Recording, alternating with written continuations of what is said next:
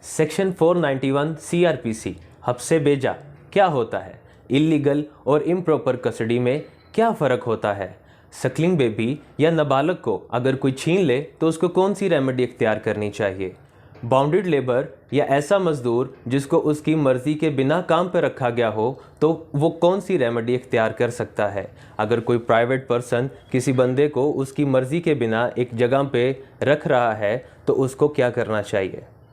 Police officer ने बंदा पकड़ लिया है, 24 घंटों में उसको कोर्ट में पेश करना होता है, ना ही वो कोर्ट में पेश कर रहे हैं और ना ही उसकी गिरफ्तारी डाली जा रही है। तो इस सूरत में क्या करना चाहिए। एक बालिग लड़का और लड़की कोर्ट मैरिज कर लेते हैं, उसके बाद वो कब 491 सीआरपीसी के तहत पटिशन दायर कर सकते हैं। पुलिस ने एफआईआर दे दी, लेकिन क्या उसके बाद भी 491 की पटिशन दायर की जा सकती है। गार्डियन पटिशन गार्डियन कोर्ट में पेंडिंग है, क्या उसके बावजूद भी मां अपने नाबालग बच्चे को हासिल करने के लिए 491 की पटिशन दायर कर सकती है या नहीं। वालिद ने गार्डियन कोर्ट में पटिशन दायर की और कंसीलमेंट के साथ उसका फैसला एक्स पार्ट अपने हक में डिग्री भी करवा लिया, तो क्या उसके बाद भी मां 491 के तहत पटिशन दायर कर सकती है या नहीं। वालिद ने मुवक्कफ़ इख्तियार किया कि मां ने नाबालग की कस्टडी खुद छोड़ दी है। The mother himself abundant the custody of the minor, क्या उसके बाद भी मां अपने बच्चे की कस्टडी हासिल कर सकती है 491 सीआरपीसी की पटिशन के तहत।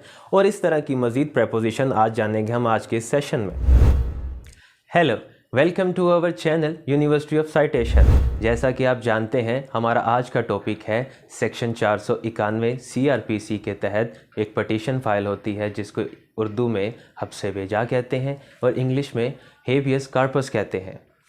491 की इस पटिशन को विन करने के लिए किसी भी वकील को सिर्फ 2 चीज़ों का बखूबी इल्म होना ज़रूरी है उसकी पटिशन को विन करने के लिए। नंबर 1, जिससे आप डेटन्यू की रिकवरी हासिल करना चाह रहे हैं उसने डेटन्यू को वाकई ही इलीगली या इम्प्रॉपर कस्टडी के साथ अपने पास रखा हुआ है और उसकी मर्ज़ी उसमें शामिल नहीं है। नंबर 2, अगर वो नाबालग है तो उसकी वेलफेयर किसके साथ ज़्यादा है और कोर्ट भी इन्हीं 2 बातों को मलखूज़े खातिर रखते हुए पटिशन को डिसाइड करती है। और अगर डेटन्यू सोचने समझने की ताकत रखता हो तो जज साहब उससे खुद सवालात करते हैं और उससे वेरिफिकेशन करते हैं कि वो किसके साथ जाना चाहता या चाहती है। और अगर डेटन्यू सोचने समझने की ताकत नहीं रखता तो जज साहब उसकी वेलफेयर को देखते हुए अपनी ऑब्जर्वेशन के साथ पटिशन का फ़ैसला करते हैं। और अगर अब हम 491 सीआरपीसी के सेक्शन की पावर्स की बात करें तो इसमें कोर्ट अब मुतलका एसएचओ को डायरेक्शन दे सकती है अपनी जुरिस्डिक्शन के अंदर रहते हुए कि वो डेटन्यू को बाजियाब करवाए, उसको कोर्ट के सामने प्रोड्यूस करे, या कोई भी कैदी अगर किसी भी जेल के अंदर मौजूद है और उसकी किसी मुकदमे में शहादत की ज़रूरत है या किसी दूसरी डिपार्टमेंट को उसकी ज़रूरत है तो कोर्ट हुक्म सादर फरमाती है कि ये बॉडी उसके हवाले कर दी जाए। और कोर्ट अगर हर मुमकिना कोशिश के बावजूद भी डेटन्यू रिकवर नहीं कर पाती तो उसकी अगवाकारी की एफआईआर करने का हुक्म सादर फरमा देती है। अब हम बात कर लेते हैं साइटेशंस की। तो सबसे पहले जिस प्रपोजिशन का हम जिक्र करने वाले हैं वो है एफआईआर के बाद क्या 491 सीआरपीसी के तहत रेमेडी अवेल की जा सकती है या नहीं। जी, तो व्यूअर्स, एफआईआर के बाद 491 सीआरपीसी के तहत पटिशन की जा सकती है, मगर उस सूरत में जब तक पुलिस डेली डायरी जिसको रोज़नामचा भी कहते हैं उसमें गिरफ्तारी अपडेट ना कर दे। पुलिस की ज़ुबान में इस रजिस्टर को रजिस्टर नंबर 2 भी कहते हैं। हर पुलिस स्टेशन में एक रोज़नामचा रजिस्टर होता है जिसमें हर पुलिस वाला जो भी कार्रवाई करता है वो वापस आकर उस कार्रवाई को उस रजिस्टर में अपडेट करता है। अगर वो कोई बंदा पकड़ के लाए हैं तो वो वहाँ पे उस रजिस्टर के अंदर उसको अपडेट करेंगे, उसकी गिरफ्तारी का जिक्र उसके अंदर करेंगे।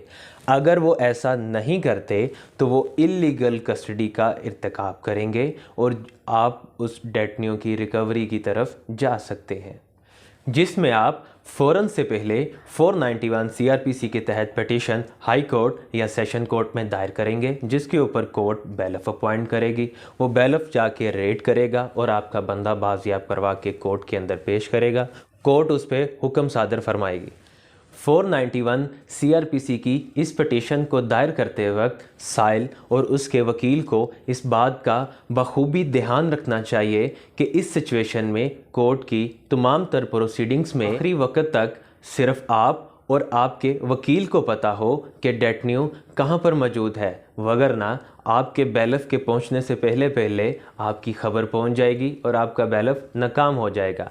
इस तरह की सिचुएशन में आप जो पटिशन दायर करेंगे उसके अंदर भी आप पुलिस स्टेशन मेंशन ना करें तो ज़्यादा बेहतर होगा।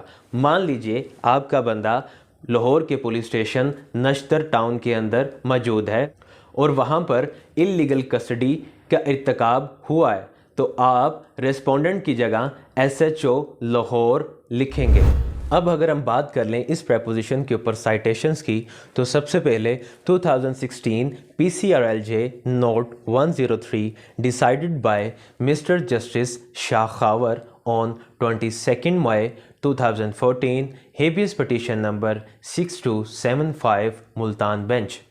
सेक्शन 491 CRPC की इस पिटीशन में पुलिस वालों ने मौक़िफ़ इख्तियार किया कि डेटन्यू 3 मुख्तलिफ FIR में नामज़द है और उसकी इन्वेस्टिगेशन चल रही है, लिहाजा वो पुलिस वालों को मतलूब था, जिसके ऊपर जज साहब ने रिमार्क्स देते हुए कहा कि पुलिस वालों के सिलेबस में कॉन्स्टिट्यूशन ऑफ पाकिस्तान 1973 का चैप्टर 1 जो कि फंडामेंटल राइट के ऊपर मुश्तमिल है को भी ऐड करना चाहिए, ताकि ये किसी भी बंदे को इन्वेस्टिगेशन और इंटेरोगेशन के नाम पर उठा ना सके।